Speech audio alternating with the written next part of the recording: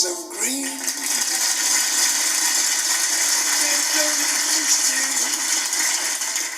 I see them bloom for me and you, and I think to myself,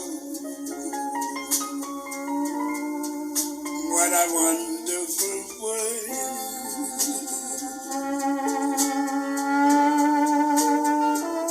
I see skies of blue, clouds of white, bright blessed days, dark sacred nights, and I think to myself, what a wonderful world.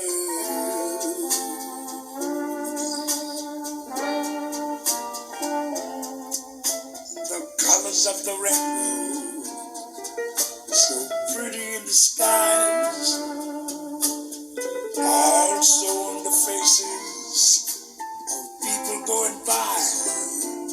I see friends shaking hands, saying, how do you do? They're really saying, I love you. I hear babies cry. I watch them grow. They'll learn much more than I'll ever know. And I think to myself, what a wonderful world. Yes, I think to myself, what a wonderful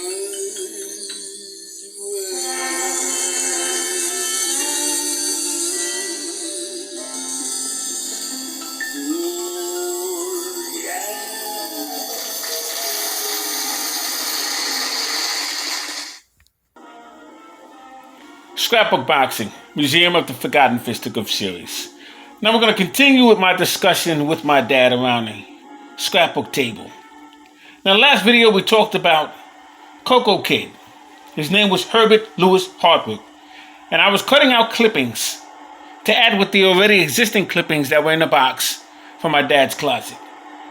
And as I was pasting into the scrapbook, I was reading up on Herbert Lewis Hartwood. It's amazing because he fought Holman Williams, who was a renowned fighter at that time. He was managed by Joe Lewis's management team, John Roxborough. And Holman Williams would be in the ring with Herbert Lewis Hartwood 14 times. He would lose 9 fights, and he would defeat Herbert Lewis Hartwood 3 times. Both these men were once featherweights. They would both become the colored middleweight champion of the world. Remarkable men with Herbert Lewis Hartwood and Holman Williams. Now, Herbert Lewis Hartwood would face young Peter Jackson, Archie Moore, Charlie Burley. Speaking of young Peter Jackson for one moment. Young Peter Jackson would win the California State Lightweight Championship January 12, 1932 from Young Manuel. He would then win the vacant Pacific Lightweight Championship over Ong Wing Lee, July 25, 1933. Then he would win the Mexican Lightweight Championship March 31st, 1935, once again over Young Manuel. Now, as we were making these scrapbooks, we were watching a fight between Joe Louis and Jersey Joe Walcott, the second fight. And that was a remarkable match. August 22nd, 1938. Herbert Lewis Hartwood would lose the welterweight championship title to Charlie Burley at the Hickory Park. This was in Pennsylvania. And Charlie Burley dropped Coco Kid 3 times, defeating him in the 15th round, January 11th, 1940, at the Coliseum in Baltimore. The Hartwood would defeat Holman Williams, January 15, 1943, at the Victory Arena in New Orleans, Louisiana. He would have a record coming into that fight, 45 wins, 23 knockouts, 20 wins, by the gracefulness of his knockouts, with combinations and overhand rights. December 9th, Kid Harris killed him in the ring. In the following fight, he would take on Fighting Gorilla. But he would also fight fighters such as Eddie Palmer and many others. Meanwhile, on the other end of the table, my dad was working on Ray Robinson. 1934, the former colored middleweight champion, Harry Smith, would watch a young man skip rope while he was doing tricks, shadowboxing, better than any man in the room. And his name was Walker Smith. Walker Smith would be the bantamweight 1938 AAU national champion. Harry Smith knew the owner at the Harlem Opera House, and he got Walker Smith and two friends of his, heavyweight Danny Cox and Louis Spider Valentine, job at the Harlem Opera House. That was located on 125th Street, across the Teresa Hotel. Ray Robinson began his 1938 boxing career in a 118-pound bantamweight class. It was in a sub-novice division, New York's Daily News Golden Glove tournament. He defeats Thomas Polonzi at the local Good Shepherd Athletic Club. Knocked him out in 2 rounds with a vicious overhand right. January 29th, 1 week later. February 4th, Ray faced Bobby Ruffin at the Bennett Athletic Club. In the 3rd round, he would stop. Now, Bobby Ruffin was a brilliant fighter. He would wind up turning professional and face fighters such as Henry Armstrong and Bo Jack and many others. But Ray Robinson would knock him out in the amateurs. 2 weeks later, after sparring with heavyweight Danny Cox, the 116th Street Grubs gym, Ray would lose a fight under the name of Walker Smith to Pasquale Pasky. 3 rounds. He would lose them on points, and he was eliminated from the tournament. February 16th, 1938. Ray would then win the Metropolitan AAU Open Class Championship. It was at the bantamweight level. And he would defeat Ed Capelli. How this would happen, Ray at that time was Walker Smith, and he would borrow a card because he was too young to enter the AAU competition. And he would borrow a young man that he knew for a long time. They wasn't friends, but he knew who he was. He was hanging on the corner. He happened to have that card in his back pocket.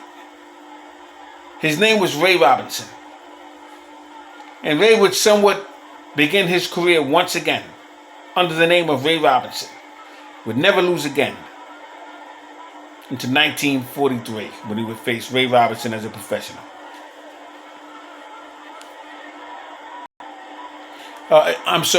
Jake LaMotta as a professional.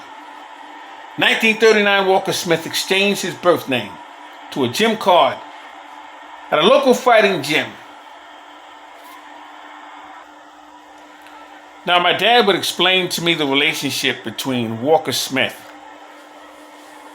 and, in my estimation, the greatest trainer, if not the greatest 2 trainers of all of boxing, was Harry Wiley Sr. And Harry Wiley Sr. developed a team for this great Ray Robinson and Danny Cox. He had Pee Wee Beale and a young man by the name of Soldier Jones. Now, Soldier Jones always wore suspenders. He had a tire fixing shop on 117th Street in Harlem.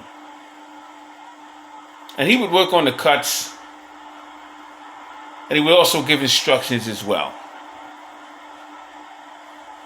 And Soldier Jones was a brilliant mind. Harry Wiley Sr. was the brains in that corner. He was a former local WYMCA boxer. And he was hit by a taxi cab. Became a trainer. And he was a brilliant mind. And my dad actually knew Harry Wiley Sr. And he just told me he was very quiet, but he was very direct. He was no nonsense. And I think that was a very good relationship that Ray Robinson would need, because Ray Robinson didn't have a father figure in his life. And he played around in the streets. He used to shoe shine and he used to dance in the streets for money. He somewhat had his own mind, but he needed somebody to really settle him down. But Ray Robinson, at that time, Harry Wiley Sr.'s protege, would ask a lot of questions. He wanted to make sure he understood what was being asked of him. But at the same time, he was very intimidated by people. He was very shy and quiet. So if he saw a man throw a right hand, it intimidated him. While he watched a man sparring, he would ask Harry, how would I handle something like that? And Harry would take him to the heavy bag and explain to him and show him. And that's the relationship these two men would eventually have. So my dad would also explain to me that during those days, a lot of the young boxers who were amateurs would fight for a jewel watch you can get $10 for. But you had to be in a tournament of the age of 18 at times to get that watch. And Smitty wanted the jewel watch so badly that he would exchange the $10 once he won it to help his family out with groceries and milk, because during those days, $10 went a long way. And he would grow to 126 pounds. And he would sign up for the 1939 New York Daily News Golden Glove competition. February 13th of that year, he would have his first competition in a featherweight championship division against Alfredo Gulio. It was located at the YMCA West 92nd Street. He would win on points in 3 rounds. Ray would spend some time training at the 116th Street boxing gym, also known as Grubb's Gym. While doing so, he would also do road work from 145th Street to Lenox Avenue to 125th Street at Adam Clayton Power. My dad would explain to me that Ray would fight once again, February 22nd, against Patrick Brody. It was at the Columbus Council Hall, and he would score a first round knockout. February 28th, Ray would face Frank Acciaro at the New York Hippodrome, and he would win on points in 3 rounds. Ray would spar with middleweights at Grubb's Gym as a lightweight. He would knock most of them guys out. He would now receive attention from the ladies in the neighborhood and praises from the local barbershops. He would see a picture of the next former heavyweight champion, Joe Louis.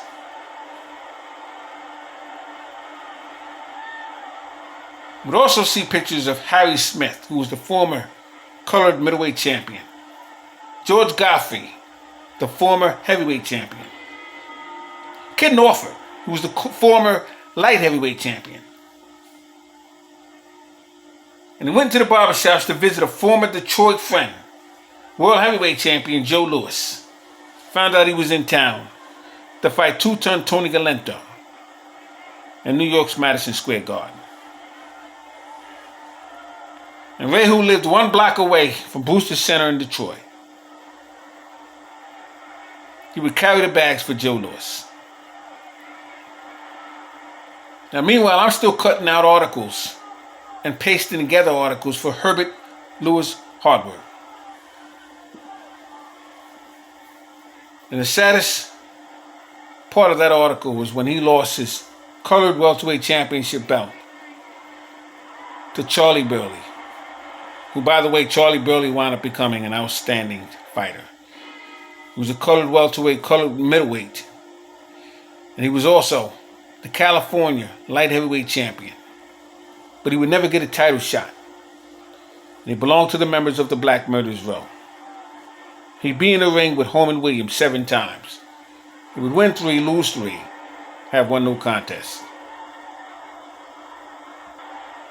Now at this point, my dad continues to speak to me about Ray Robinson. He told me he would now prepare the fight at the very popular Mecca of boxing, Madison Square Garden. It'd be his first time this young man would perform there at his highest level. He would take on a young man by the name of Louis Spider Valentine, who was very good friends with Louis Spider Valentine. And he would win the featherweight championship belt when he defeated Andy Nanelli the following fight.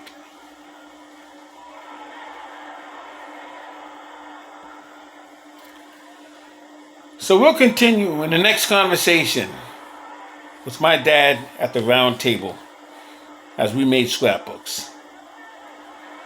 I'm Scrapbook Boxing, Museum of the Forgotten Fisticuffs series. All great fights and all great fighters will never be forgotten on my channel. See you in the next video. Peace.